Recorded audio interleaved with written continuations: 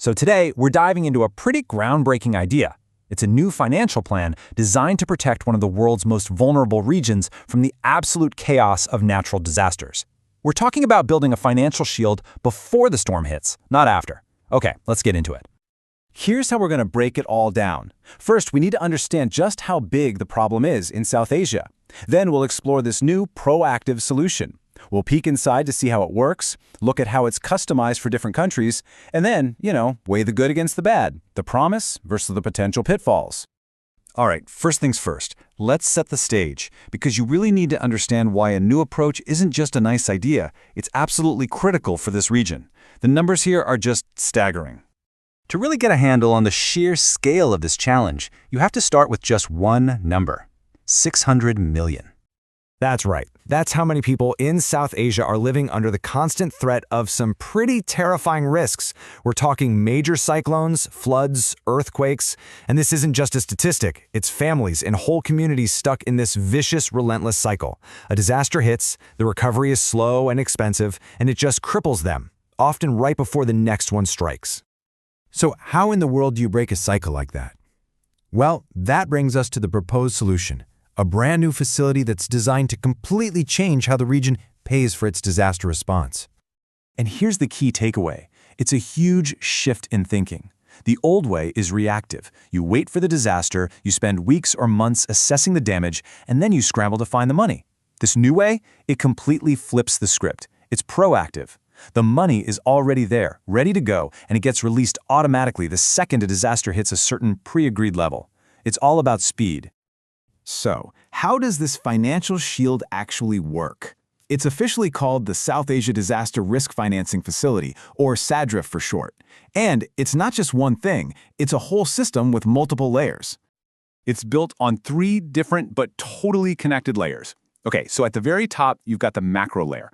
This gives governments a quick injection of cash to keep the country stable.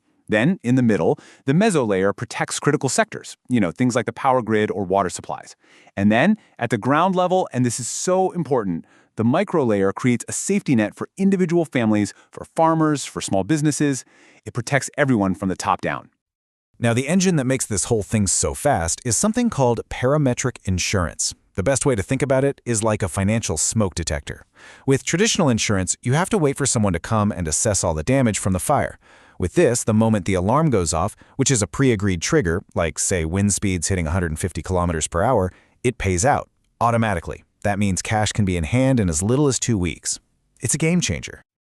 Now, here's the thing. This system is not some rigid, one-size-fits-all solution. It absolutely can't be. South Asia is an incredibly diverse place, so this whole shield is designed to be super adaptable, tailored not just to the unique risks, but also to the unique cultures of each country. And to really succeed, you have to understand the people you're trying to help. For example, there are around 550 million Muslims in South Asia. So any financial plan that's going to work has to be inclusive and, culturally resonant. You can't just copy-paste a Western model and expect it to stick.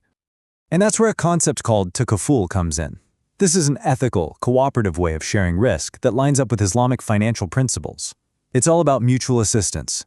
Basically, everyone contributes to a shared fund to help each other out when disaster strikes. It's about building community resilience right into the financial product itself.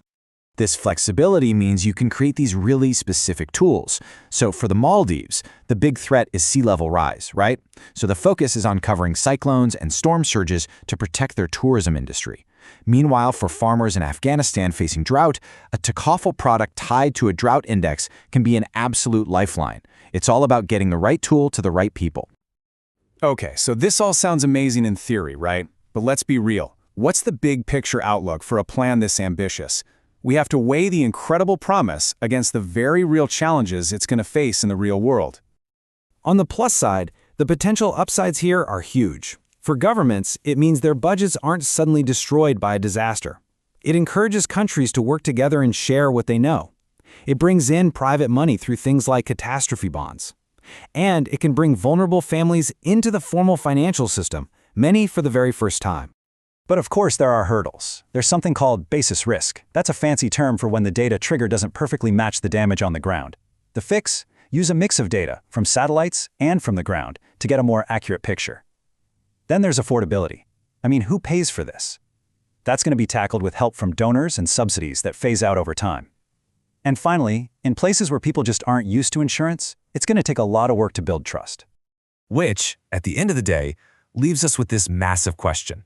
We all know a financial plan can't stop a cyclone. It can't prevent an earthquake. But can it fundamentally change how we weather the storm? By changing how we prepare, how we respond, can we make our communities more resilient? This entire plan is a massive bet that the answer is yes.